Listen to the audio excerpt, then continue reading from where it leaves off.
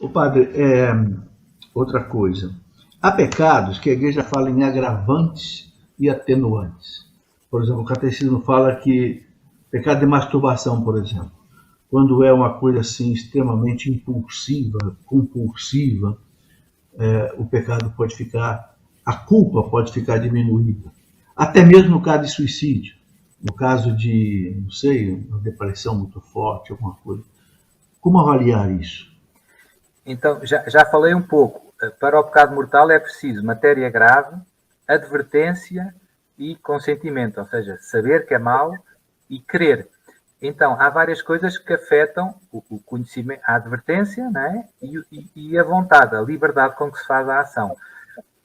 Esses exemplos do catecismo, no caso da masturbação, o catecismo diz que é matéria grave, mas há alguns fatores, a imaturidade afetiva, os hábitos contraídos, né? O vício, tudo isso diminui a liberdade, a vontade. Portanto, a vontade está um pouco condicionada por esses fatores e, portanto, isso pode tornar uma coisa que à partida seria um pecado mortal em um pecado venial. Depois, no caso do suicídio, também está muito estudado a depressão e outros fatores, o medo, a angústia, são coisas que perturbam muito o uso da nossa liberdade.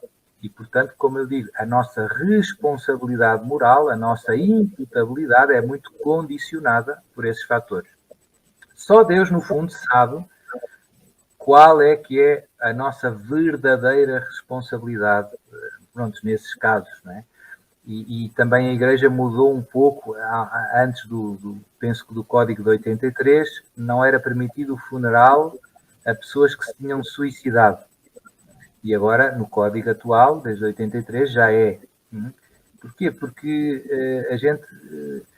a experiência também nos foi ajudando, e a ciência também nos foi ajudando a ver que há coisas que a gente faz, mas que de facto fazemos com uma liberdade muito condicionada por muitos fatores, e isso diminui a responsabilidade e, portanto, a gravidade do pecado. No limite, se fosse uma coisa, uma doença, há casos, não é, em que as pessoas fazem coisas em que não têm mesmo responsabilidade, não é?